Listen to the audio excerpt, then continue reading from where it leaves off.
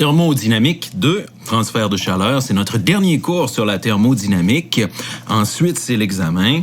Dans cette section-là, on vous parle du transfert de chaleur entre deux régions qui sont séparées par une cloison. Donc, d'un côté, c'est chaud, et puis de l'autre côté, c'est froid.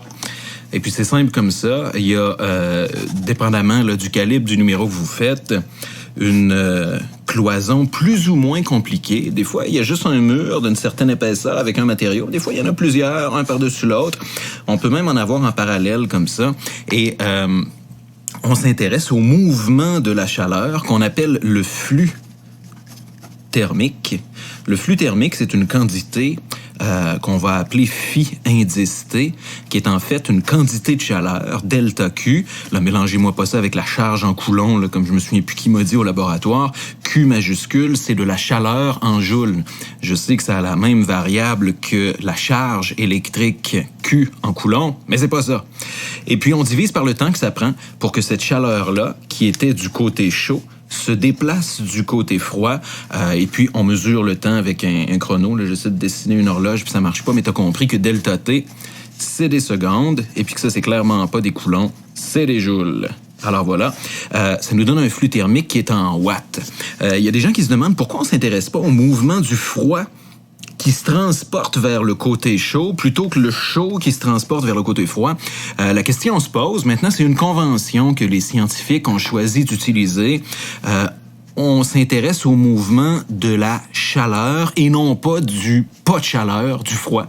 Et on travaille toujours en considérant l'endroit le plus chaud comme contenant quelque chose en joule de positif, de la chaleur, et puis ça se déplace du côté froid.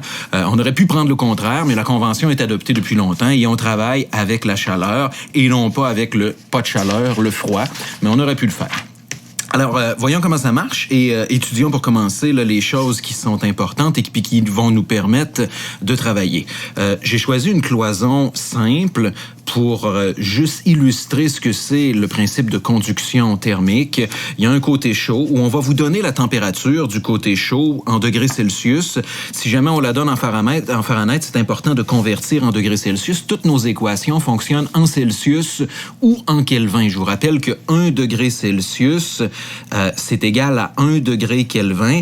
En fait, c'est une variation de 1 degré Celsius est égale à une variation de 1 degré Kelvin. Par contre, il y a un offset, un déplacement ou un décalage de 273,15 degrés pour le côté Kelvin par rapport au côté Celsius, mais la largeur, l'épaisseur d'un degré Celsius, c'est la même épaisseur qu'un degré Kelvin. Donc, vous pouvez travailler en Kelvin, c'est correct. Vous pouvez travailler en Celsius, c'est ce qu'on fait à peu près tout le temps. C'est important d'avoir TC et TF, les températures froides et chaudes, et on va définir éventuellement delta T, qui est le TC moins le TF, ou le TF moins le TC, dépendamment de quel bord on passe et qu'est-ce qui nous intéresse. TC moins TF, ça donne du positif pour delta T, et puis TF moins TC, ça donnerait probablement du négatif. On va vous indiquer ça dans les scénarios. Et ce qui nous intéresse pour nos équations, c'est clairement delta T, la variation de température entre le côté chaud et le côté froid. On va voir aussi l'épaisseur de la cloison qui est importante, ou l'épaisseur d'une partie de la cloison. L'important, c'est que ce soit un même matériau. Ici, il y a un seul matériau.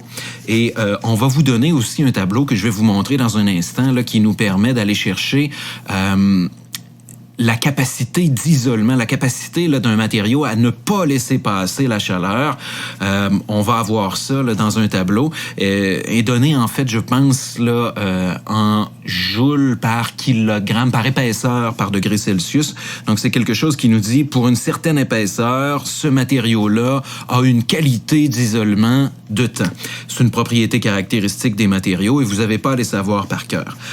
L'épaisseur, on l'appelle delta X. Il va falloir la mesurer en mètres. On va la donner en pouces, généralement, dans les exercices pour vous faire convertir. Je vous rappelle que 1 pouce, c'est 2,54 cm et il va falloir se servir de ça pour obtenir les delta X. Le flux thermique, je vous en ai parlé de l'autre côté, c'est la quantité de chaleur qui traverse par unité de temps. Ça se mesure en watts et grosso modo, il reste seulement la surface en mètres carrés. Encore là, pour vous agacer, on va probablement vous donner ça en pieds. des pieds par des pieds, puis là, il va falloir traverser en mètres carrés avec une conversion. J'en ferai une avec vous pour être sûr qu'on est capable de transformer là, des murs de 8 pieds par 4 pieds ou de 8 pieds par 12 pieds en mètres carrés sans se tromper.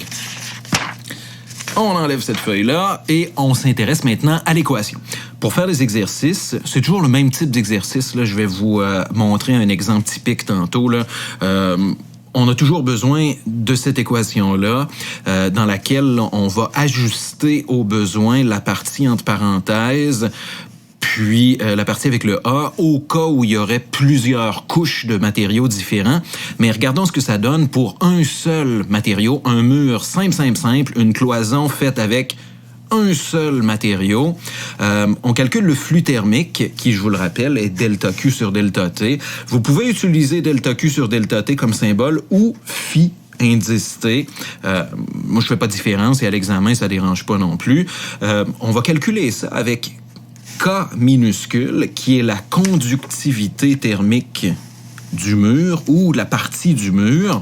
Ça, c'est dans le tableau 13.1. Je vous le montre dans un instant. Là, il est juste l'autre côté ici. Vous avez votre surface A et delta T, comme je vous l'ai dit, chaud moins froid. On va l'appeler aussi le gradient de température. Si dans les exercices ou à l'examen, on vous parle du gradient de température, c'est la partie entre parenthèses. C'est delta T, la variation de température absolue entre côté chaud et côté froid, divisée par l'épaisseur. Ça donne un certain nombre de degrés Celsius par mètre, et c'est un mot de vocabulaire que vous devez savoir par cœur, ça veut dire gradient de température. Pour le reste, on a tout vu ça l'autre côté, les unités de mesure sont là, si vous voulez peser suppose, vérifier que tout est à sa place, revenir à cette page-là, éventuellement, c'est correct. Delta Q, je vérifie qu'on n'a rien oublié. Non, on va regarder ensemble maintenant tout de suite là, le tableau en question. Le tableau qui vous intéresse, là, c'est le tableau 13.1. C'est celui que je suis en train d'encadrer en rouge ici.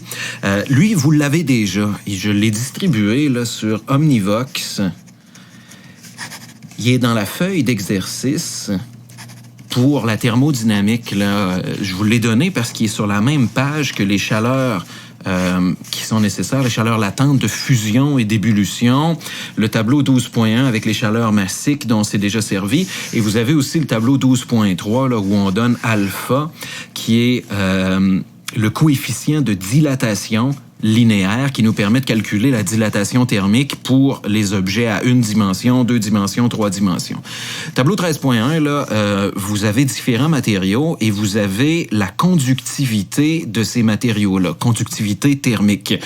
Vous pouvez voir ça un peu comme la conductivité électrique, là, c'est la capacité d'un matériau à laisser passer non pas le courant électrique, mais bien la chaleur, le flux de chaleur. Donc, c'est un peu comme l'inverse de la résistance électrique, mais version thermodynamique. Rapidement, on peut parcourir, là, et puis on se rend compte qu'il y a des matériaux qui sont des très bons isolants. C'est ceux qui ont un très, très petit K minuscule, là, la conductivité thermique, comme par exemple, vite de même, là, l'air là, avec son 0.023, ça a l'air d'un fichu de bon matériau pour isoler quelque chose. On a la laine de verre aussi, tiens, regarde ici, 0,04 qui est super bonne. De l'azote, il semble que c'est la bombe aussi. Hélium, un peu moins. Et puis on a des matériaux qui, au contraire, eux, vont être de très, très bons conducteurs de chaleur, qui vont laisser passer beaucoup de watts par unité d'épaisseur de mur. On a aluminium, argent, cuivre, les métaux. Hein, on s'en doutait, là, les métaux, ça conduit super bien la chaleur. Qui c'est qui semble meilleur? Peut-être l'argent avec 4,27, de l'or 3,13, 402 pour le cuivre. C'est très bon. N'en as-tu d'autres? Non, ça fait le tour. Vous pouvez trouver une liste plus exhaustive sur Wikipédia là, ou sur Internet. Et puis, vous n'avez pas à savoir ces choses-là par cœur. Dans les numéros à l'examen, on va vous dire, sachant que le fer possède une conductivité thermique de ceci, calculez cela, et etc. Ça, c'est une de mes formules préférées parce que elle nous permet de faire des calculs intéressants là, qui sont cocasses. C'est la formule pour l'épaisseur équivalente. Avec les valeurs cas qu'on trouve dans le tableau 13.1 que je vous ai montré, on peut s'amuser à aller calculer l'épaisseur équivalente pour avoir la même qualité d'isolation qu'un autre matériau. Par exemple, je vous ai préparé un exemple, là, et ça vient jamais plus compliqué que ça. On vous demande quelle épaisseur de béton est nécessaire pour obtenir la même qualité d'isolation que 15 cm de laine minérale. La laine minérale, dans le tableau, là, est référencée comme laine de verre. Pour la laine minérale, regardez, on a un K qui est égal à 0,0414. C'est important de prendre tous les chiffres. Et ça, c'est des watts par mètre. Super bon isolant, merveilleux. Et puis là, on s'en va voir le béton qui, lui, tu t'en doutes, je m'en doute, un mauvais isolant, béton, 1,30, quand même pas si pire. Tu sais, ça aurait pu être quelque chose de plus désagréable que ça, avec un matériau comme l'aluminium, le fer ou autre chose. Donc, c'est pas si pire, 1,30. Et là, on vous demande, si on voulait obtenir la même qualité d'isolation, combien d'épaisseur de béton ça prendrait? Donc, nous, c'est comme si on connaissait pas delta X2 et on connaît delta X1, 15 cm, donc 0,15 mètres. Delta X1, c'est celui qui est associé à la laine de verre ou la laine minérale avec son K1. Et K2, c'est celui qui est associé à delta X2, l'épaisseur du béton qu'on cherche. Donc là, tout ce qu'on a à faire, c'est d'isoler delta X2.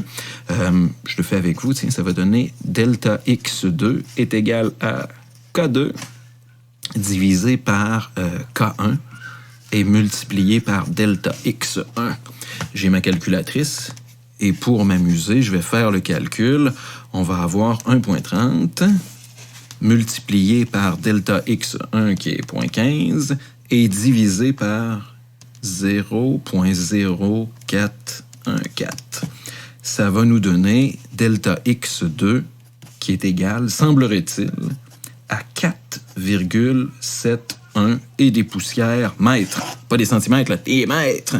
Donc, ça nous prendrait presque 5 mètres de béton, d'épaisseur de béton. 5 mètres, c'est épais en tabarouette, là, pour faire la même job que la laine minérale faisait avec seulement 15 cm. Donc, vite de même, tu te rends compte que isoler un mur avec du béton, c'est une des pires idées qu'on pourrait avoir si on n'a pas le goût de couler des tonnes et des tonnes de béton. On fait pas ça, on prend de la laine minérale. La laine minérale est pratique parce qu'il y a de l'air à l'intérieur. Ça fait comme des petites poches d'air. Il n'y a pas beaucoup de laine vraiment dans la laine minérale. C'est des poches d'air qui empêchent les mouvements de convection là, de se passer. L'avantage de la laine minérale, regardez, je vais vous le dessiner, là, c'est que dans la laine minérale, c'est pas un matériau là, qui est uniforme et on se ramasse avec des fibres de laine un peu partout. Et il y a des poches d'air, des petites bulles d'air tout petites qui ne communiquent pas les unes avec les autres. Fait que l'air chaud, normalement, il monte en haut, mais là, il peut pas monter en haut du matériau pour faire la convection. Fait qu'il va tourner à l'intérieur de sa petite bulle cloisonnée comme ça, mais il ira pas contaminer l'autre bulle qui est en haut. Et de cette façon-là, là, la chaleur peut pas passer d'un côté jusqu'à l'autre parce que la convection est gardée à l'intérieur d'une toute petite section et cette section-là communique pas avec les autres, donc ça aide beaucoup à l'isolation.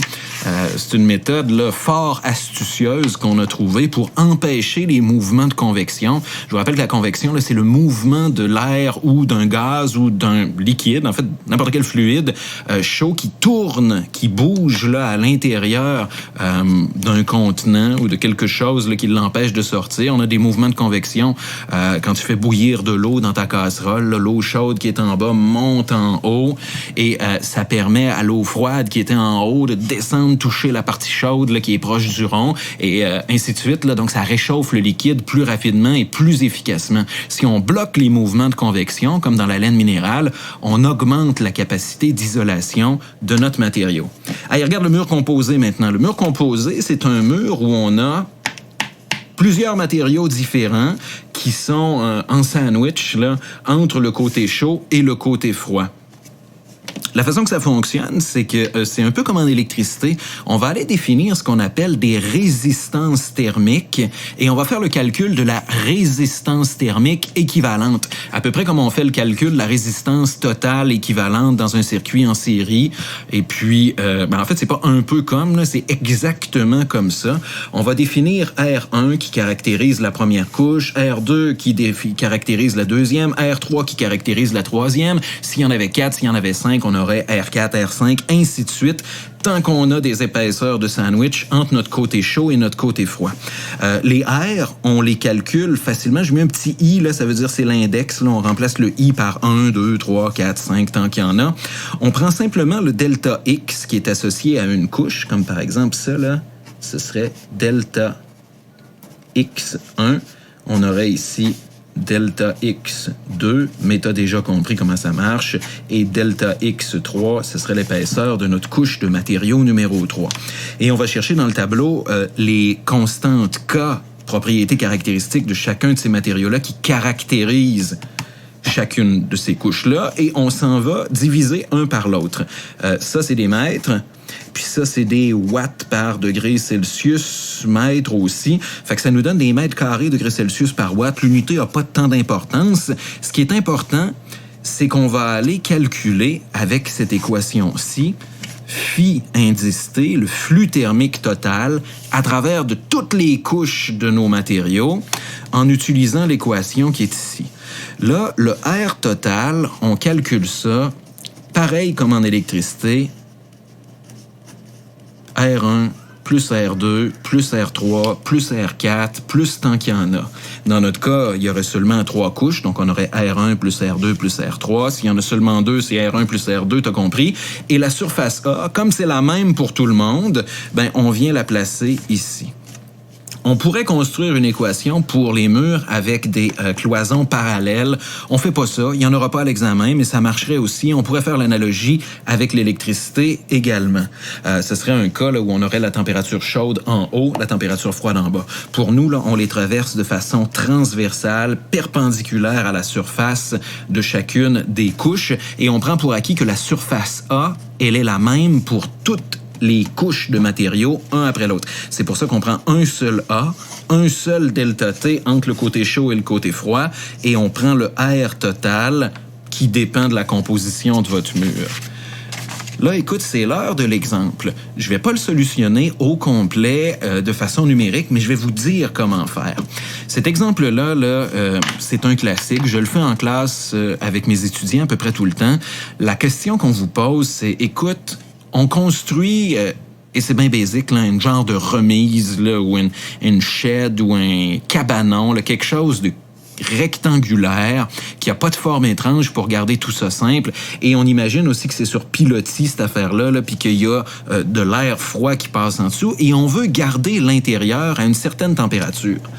On veut garder l'intérieur à au moins 8 degrés Celsius pour pas que ça gèle là-dedans. Là, on suppose qu'on a de l'eau ou des liquides là, ou des trucs qui doivent pas être frigorifiés. Et dehors, il fait froid, c'est l'hiver. Et quand c'est l'hiver, il fait au Québec des affaires comme au Pire-Aller, moins 35.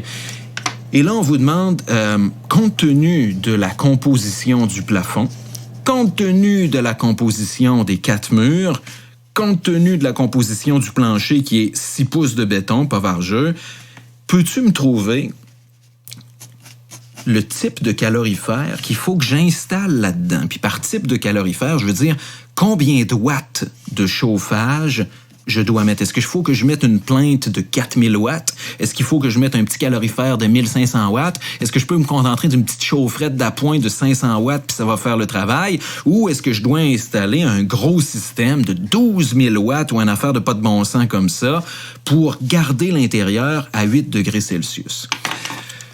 À l'examen, il n'y a pas de secret. Je vais avoir un numéro comme ça qui va être avec une géométrie semblable, rien de plus compliqué. Voici comment on fait pour résoudre un problème.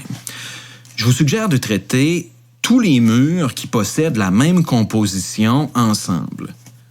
Dans ce cas-ci, le plafond possède une composition particulière, chaîne 3 pouces, avec après ça de la laine minérale 5 pouces en sandwich ou par-dessus. Il y a peut-être 1,5 pouces de bois de chêne, ensuite la laine en sandwich, ensuite les 3 pouces de chêne. Ça marche aussi. Le chêne pourrait être divisé en 2 sections de 1,5 et ça donnerait la même chose que si on avait 3 pouces de bois de chêne toutes d'un bout. Donc ça, c'est bon de savoir qu'on peut les combiner. Pour les murs, on a une composition qui est différente. On a du pain blanc, probablement 1 pouce de pain blanc. Ensuite, la laine en sandwich entre les deux. Puis un autre pouce de pain blanc après. Ça marche aussi. Et puis, pour le plancher, c'est juste du béton. Fait qu'on a 3 choses à considérer. Appelons le plafond numéro 1, les murs numéro 2 et le plancher numéro 3. Pour chacun de mon crayon noir et qui plutôt bien, je vais en prendre un autre. Pour chacun de ces 3 trucs-là, on va aller calculer le R total qui correspond à notre partie à laquelle on s'intéresse. Hein? Je t'ai mêlé.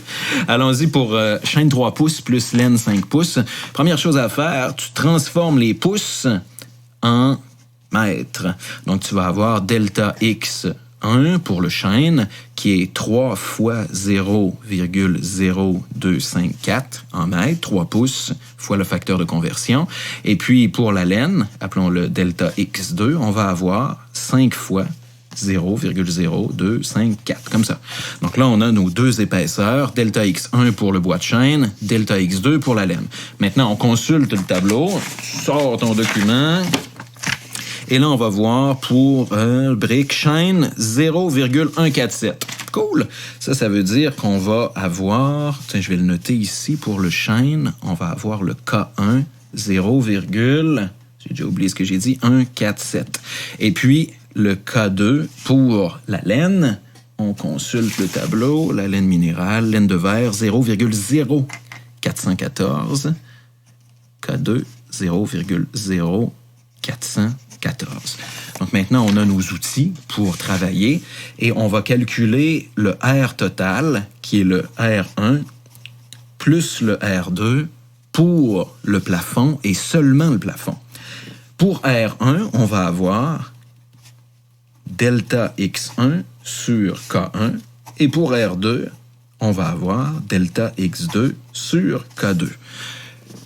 On prend nos delta X1, nos K1, delta X2, K2, on place ça là-dedans et on vient calculer le R total pour le plafond. Une fois que c'est fait, on place ça dans la formule.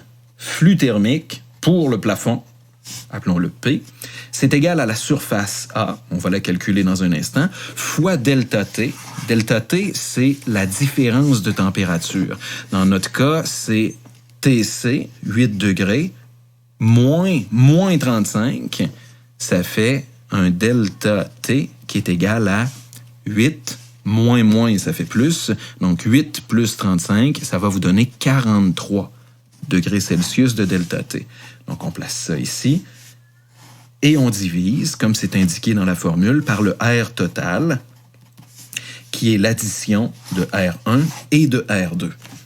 Une fois que c'est fait, on va obtenir en watts le flux thermique à travers le toit. Ça, c'est le nombre de watts d'énergie thermique qui quitte les lieux à travers le plafond. Maintenant, il reste un détail. La surface A, il faut la calculer en mètres carrés. Moi, je vous donne les dimensions. C'est 8 pieds par 8 pieds le plafond. Donc, on va avoir 8 pieds, mais 8 pieds, c'est en fait 8 fois 12 pouces fois 0,0254, parce qu'un pouce, c'est ce nombre-là de mètres.